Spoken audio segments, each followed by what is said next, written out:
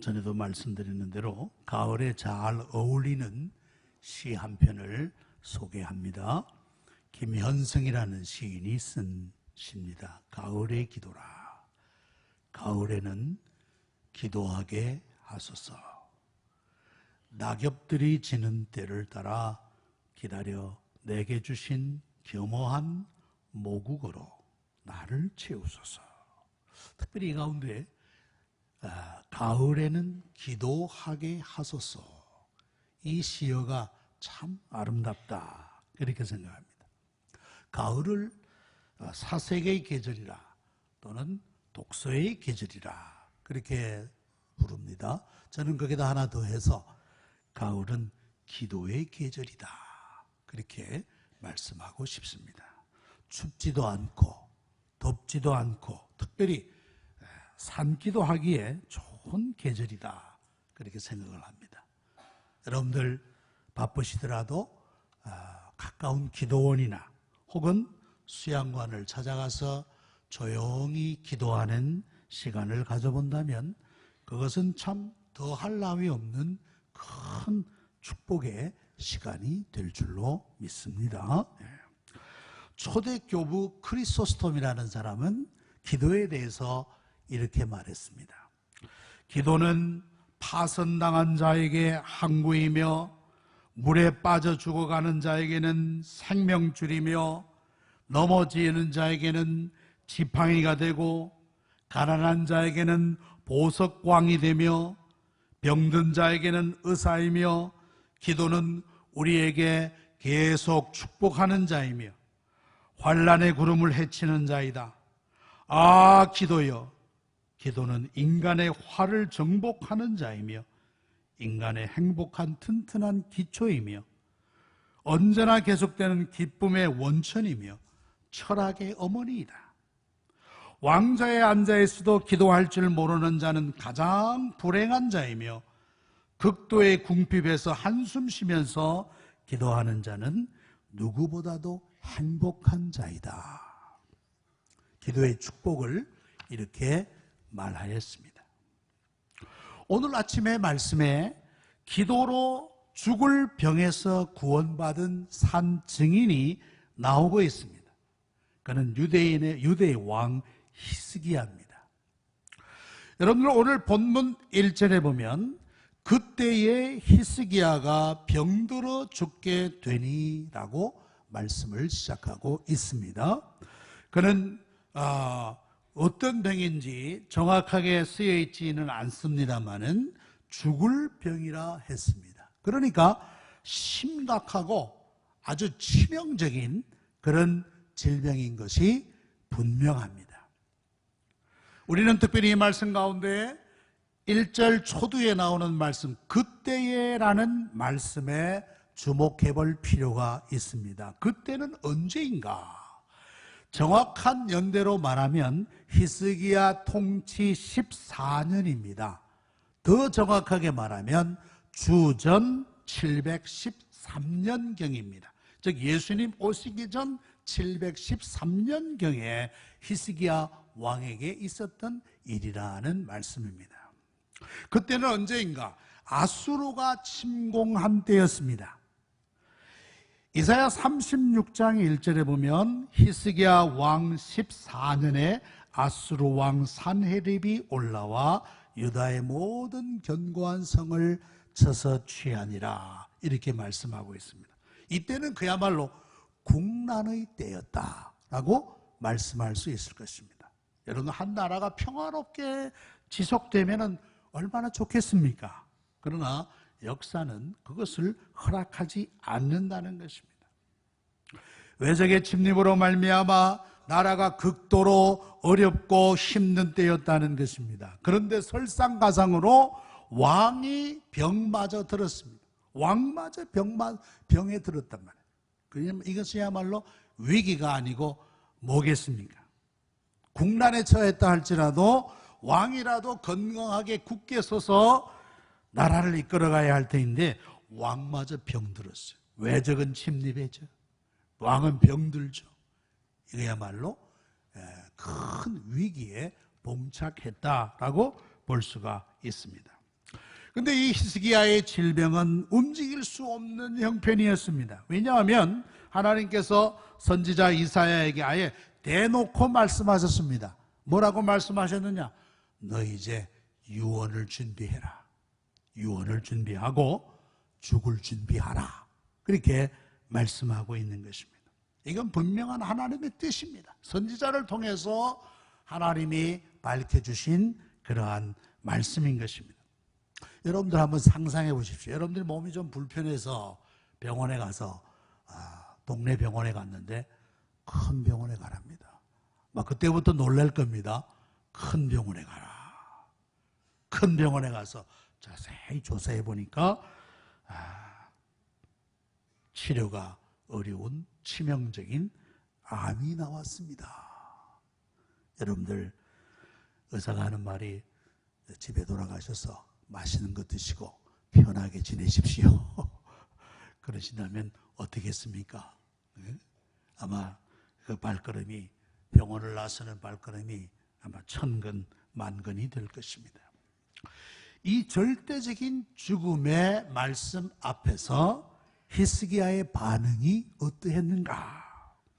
여러분, 보통 왕 같으면 아마 제일 그 왕궁에서 최고의 명의 궁중 의사를 부르지 않겠습니까? 혹은 또 그 나라에서 제일 좋은 약을 아마 쓰지 않겠어요? 그런데 히스기야는 달랐습니다. 오늘 말씀 2절에 보니까 히스기야가 얼굴을 벽으로 향하고 여호와께 기도하여 라고 말씀했습니다.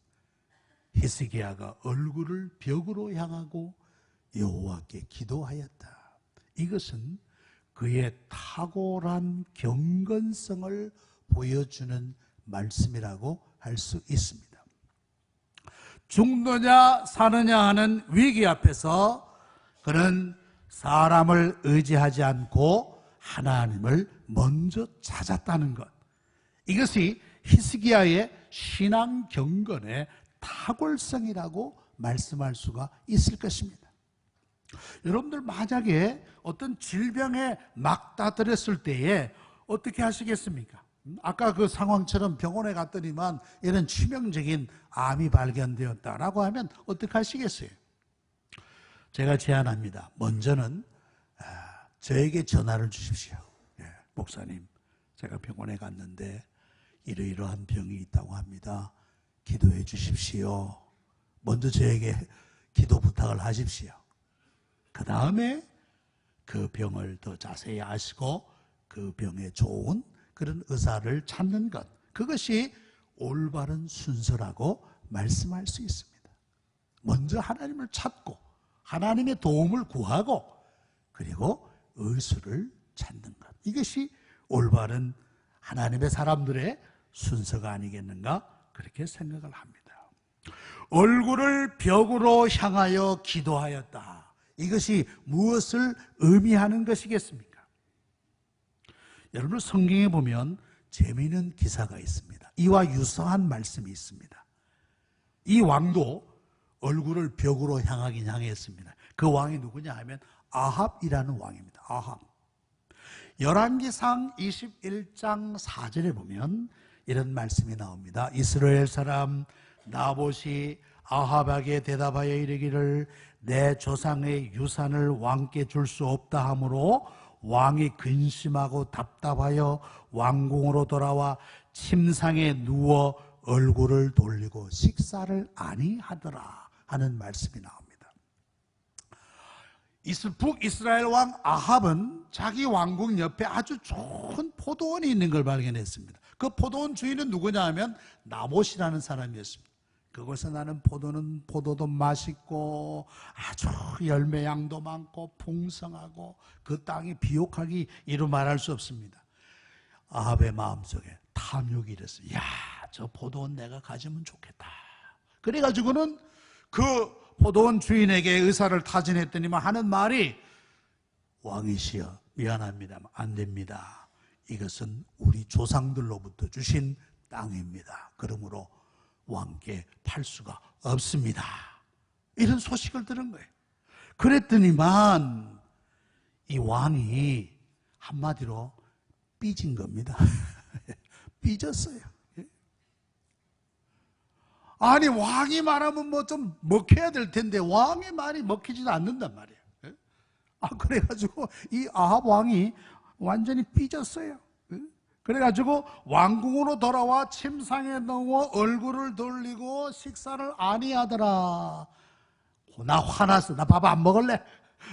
아이들이 장난감, 원하는 장난감 안 사줄 때 삐지듯이 말이죠. 이 아합 왕이 삐진 상태예요. 그래서 얼굴을 벽으로 돌리고 식사를 아니하더라. 얼굴을 벽으로 향하긴 향했지만은 이 히스기야와는 차원이 다른 거였어요. 참 어린아이 같은 그런 모습인 것을 볼 수 있습니다. 그러나 히스기야는 어떻습니까? 죽느냐 사느냐의 절대적인 위기 앞에서 그는 오직 하나님만 바라보겠다는 말씀입니다. 하나님만 바라보겠다. 하나님만이 나의 소망이고 나의 구원이고 나의 생명이 되는 줄로 믿는 믿음의 모습이에요. 믿음의 모습. 그가 얼굴을 벽으로 향하고 여호와께 기도하였더라. 여러분들, 이것이 신앙의 실력입니다. 이것이 신앙의 실력이에요. 죽음을 앞둔 절대적 위기 앞에서도 실망하거나 좌절하지 않고 오직 하나님만 바라보면서 기도할 줄 아는 사람, 그 사람은 그야말로 신앙의 실력을 가진 사람이다 라고 말씀할 수 있습니다. 이런 신앙인은 어떤 위기 앞에서도 넘어지지 않고 일어서게 됩니다. 그리고 7번 넘어졌다가도 다시 일어서는 힘을 가진 신앙인이라 이렇게 말씀할 수 있는 것입니다. 영국의 유명한 설교자 스폴저는 기도에 대해서 이런 말씀을 했습니다. 기도는 알에서 줄을 당겨 하늘 위에 있는 큰 종을 하나님의 귀 밑에서 올리는 것과 같다. 기도를 그렇게 정의했습니다. 여러분, 우리나라에 1970년만 해도 어떻습니까? 교회에서 예배 시간 알릴 때 종 치지 않았습니까? 종이 두 종류입니다. 처음에 치는 종을 이제 초종이라, 처음에 치는 종 한 30분 전에 11시면 10시 반쯤 종을 칩니다. 그러다가 이제 11시 한 10분쯤 되면 다시 종을 칩니다. 재종이라 그러죠. 초종, 재종. 그러면 이제 예배 시간이 다 됐다. 근데 예배의 종소리를 소음으로 구분하는 시대가 되어버리고 말았어요. 예배 종소리를 소음으로 규정하는 이런 안타까운 시대가 되어버리고 만 것입니다. 지난 7월에 독일에 가보니까 그 종교개혁의 도시 비텐버그라는 작은 도시입니다. 그 교회는 매 시간마다 댕그렁 댕그렁 종소리가 울려요. 시간마다 종소리가 울리는 것을 참 정겨웁게 들어봤어요. 아마 루터의 시대에도 아마 그랬겠지. 지금도 종을 치는 것을 들을 수 있었습니다. 기도는 아래서 줄을 당겨 하늘 위에 있는 큰 종을 하나님의 귀 밑에서 울리는 것과 같다. 기도는 줄을 당겨서 그 종을 치는 것과 같다라고 비유했습니다.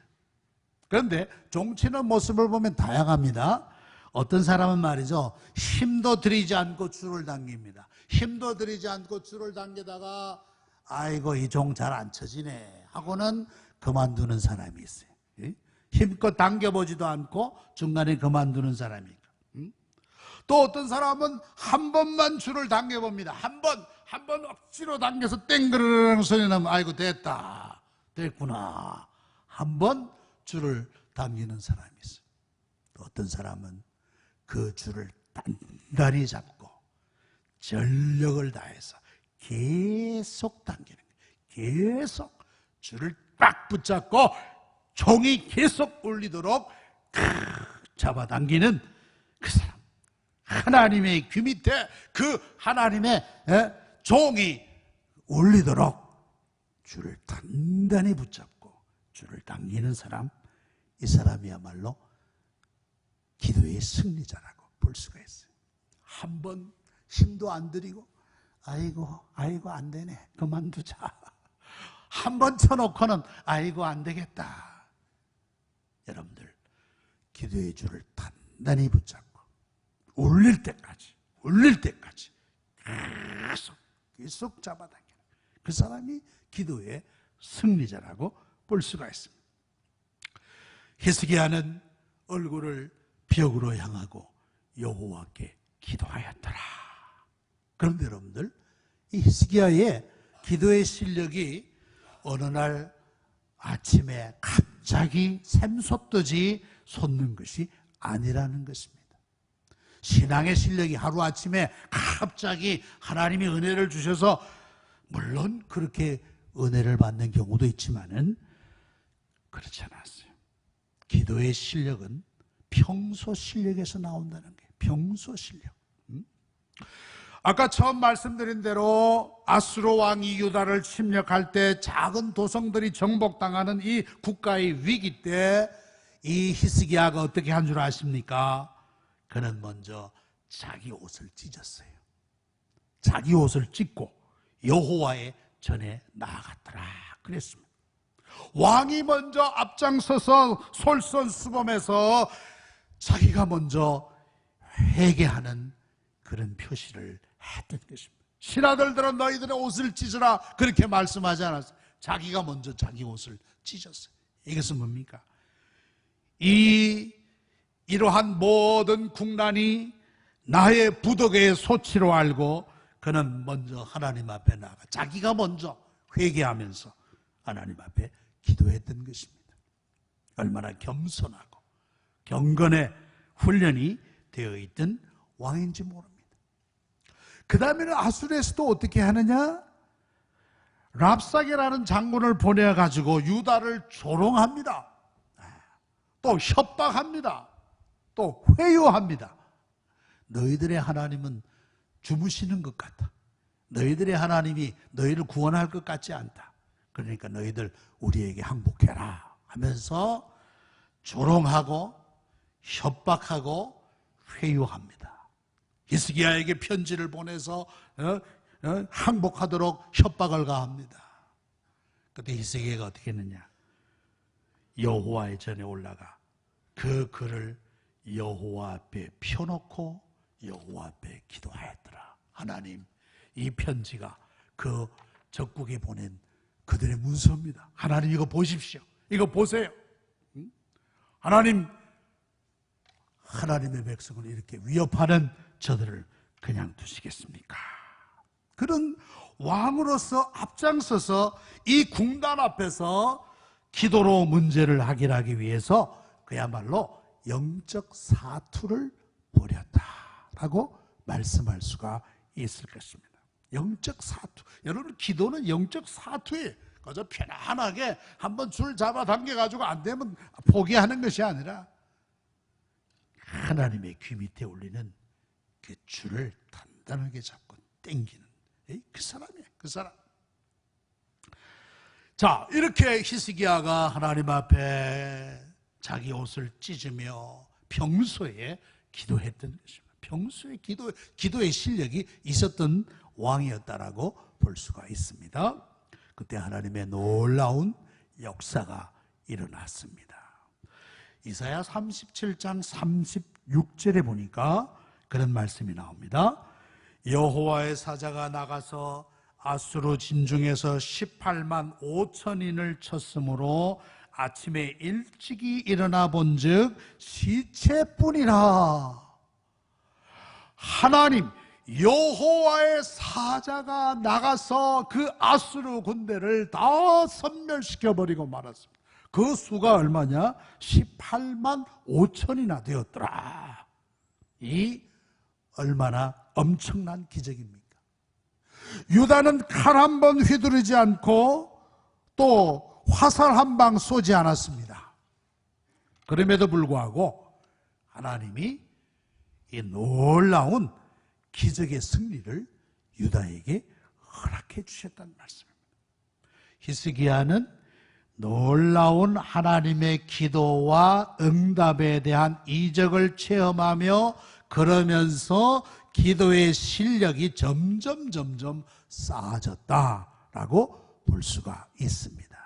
그러니까 자기 앞에 닥친 이 죽음의 질병 앞에서도 실망하거나 낙심하지 않고 하나님께만 매어 달렸던 것입니다. 얼굴을 벽으로 향하고 하나님을 찾고 구하였다라는 말씀입니다. 사랑하는 성도들이여, 우리의 삶을 도전하는 위기의 때를 준비하여 여러분들 평소에 기도의 실력을 기르시기 바랍니다. 평소 실력, 평소에 기도 많이 하고 평소에 새벽 기도도 하고 평소에 하나님 앞과 하나님을 만나기를 힘쓰는 평소의 실력이 필요해요. 평소. 그러면 위기 앞에서도 실망하거나 낙심하거나 좌절하지 않는 것입니다. 여러분들 공부하는 학생들, 평소에 공부를 하는 학생들 보면 시험이 와도 걱정하지 않고 시험을 잘 치르지 않습니까? 여러분들 신앙의 실력, 기도의 실력, 평소에 평안할 때 쌓으시기 바랍니다. 네. 그래야 위기를 극복하는 힘이 되는 거예요. 힘이 되는 거예요. 미국의 그 테네시주에 살고 있던 헨리 레이라는 사람이 있었어요. 헨리 레이. 이 사람은 1998년 10월 어느 날 심장마비가 왔어요. 식구들은 그를 바로 병원으로 옮겼습니다. 그리고 이 레이 아내인 수잔, 이 수잔은 교회의 성도들에게 알려서 긴급하게 기도의 지원을 요청했습니다. 의사들이 열심히 그 심장병 환자를 돌보고 치료하려고 했지만은 그 심장이 완전히 멈춰버리고 말았어요. 그래서 의사들은 이제 레이가 사망한 것으로 판결을 내렸습니다.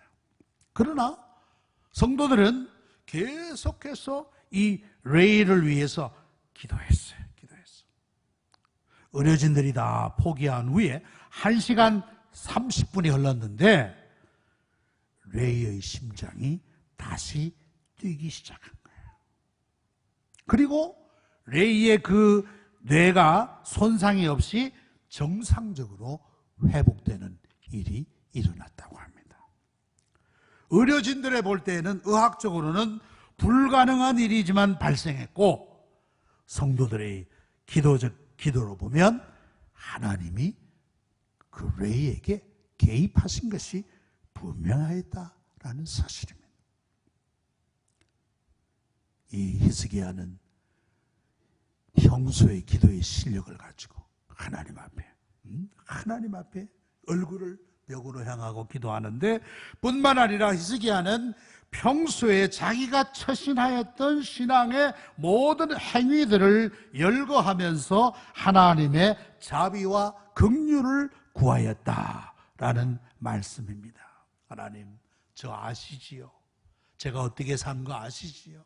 제가 어떻게 믿음 생활한 거 아시지요? 하나님, 저를 긍휼히 여겨주세요 하면서 하나님 앞에 기도하는데, 특별히 여러분들 38장 3절 하반절에 보면 이런 말씀이 나오는 것을 봅니다. 히스기야가 심히 통곡하더라. 심히 통곡하였다. 하나님 앞에 울면서 기도하였다라는 말씀입니다. 여러분들, 한 성도가 심히 통곡하며 기도한다는 것은 그의 슬픔이 극에 달했을 때이고, 아울러 그의 간절함이 최고에 도달했다라고 볼 수 있는 것입니다. 그는 자기의 서러움을 감추지 않고 하나님 앞에 토로했습니다.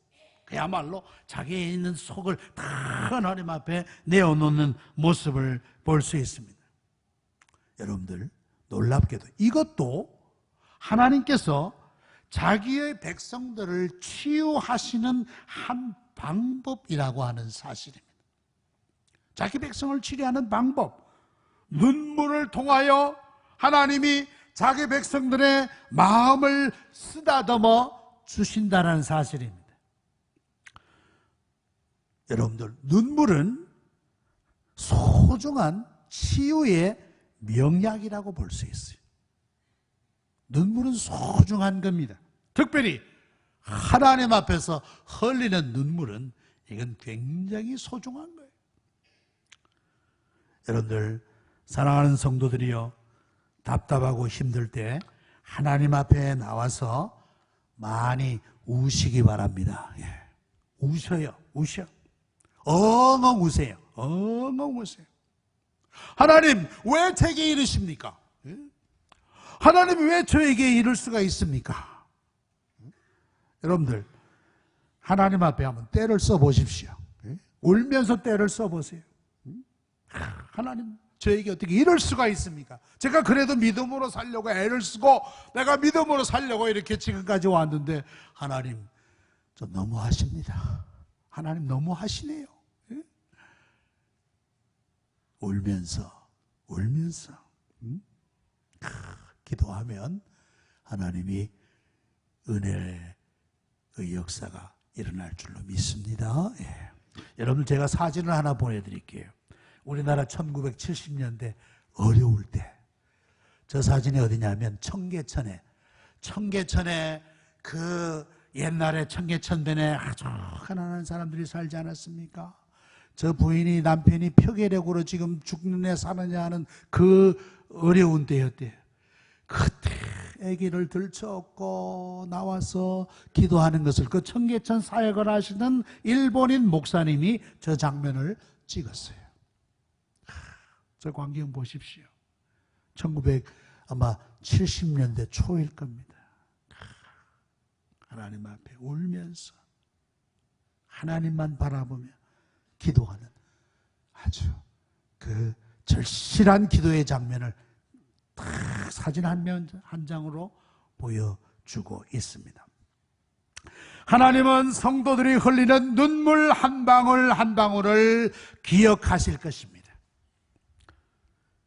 하나님께서 이 히스기야가 눈물로 그 벽을 향하여 기도했을 때 하나님의 응답이 놀랍게 드러납니다. 하나님이 즉각적으로 응답하는 것을 보는데 5절에 보니까 이사야에게 그런 말씀하면 너는 가서 히스기야에게 이르기를 내 조상 다윗의 하나님 여호와께서 이같이 말씀하시기를 내가 내 기도를 들었고 내 눈물을 보았노라 그랬습니다.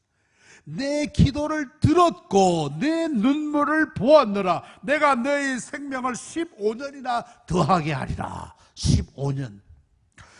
위암 수술을 하고 그 생존 그 율이 5년이라는 5년. 5년을 지나면 또 더 살 수 있는 그런 확률이 늘어난다. 5년이 중요한 고비라고 그러는데 15년을 더 해주겠다.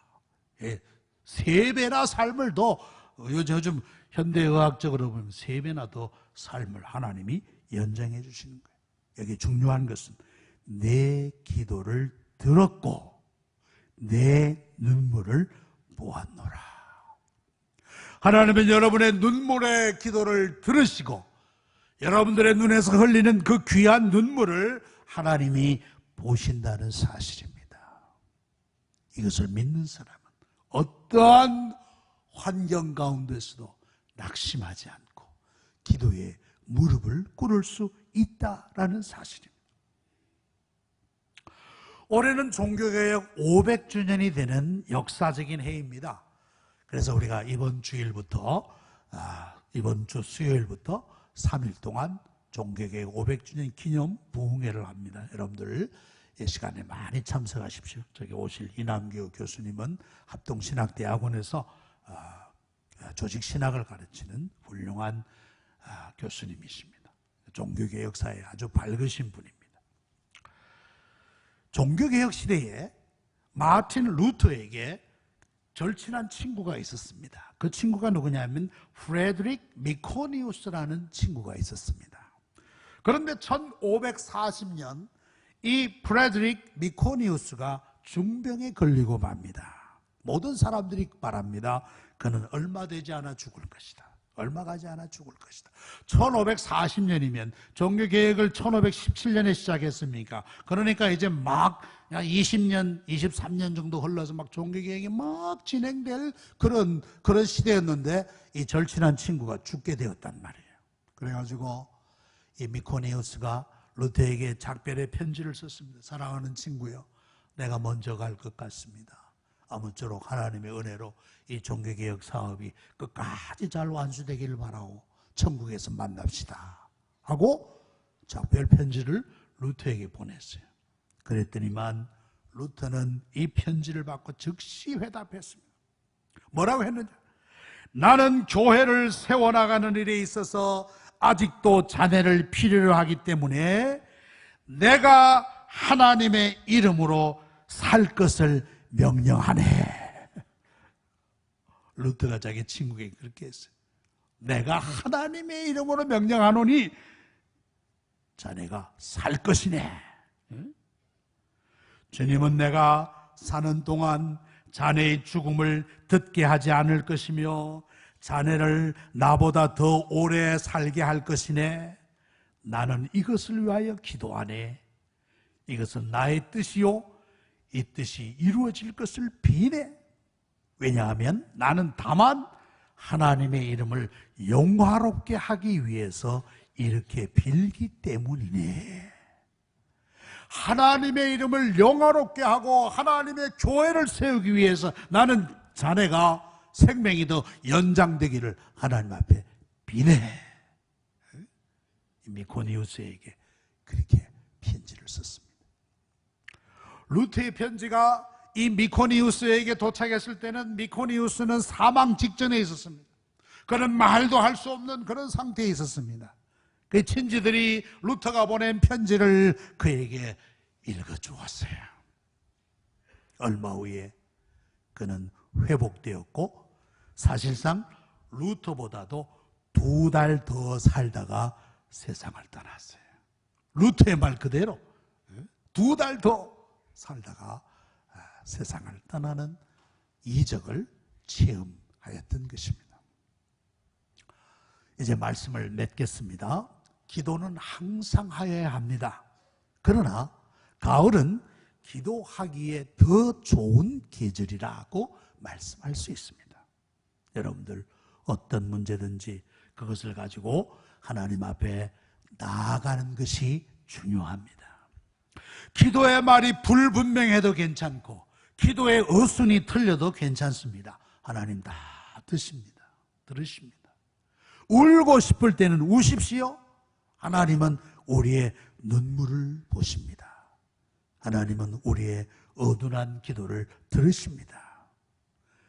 하나님 귀 밑에 있는 하늘의 종을 힘차게 잡아당겨 올려서 여러분들의 문제가 해결되고 또 하나님과의 교제가 더욱 깊어지는 이 가을이 되시기를 축원합니다.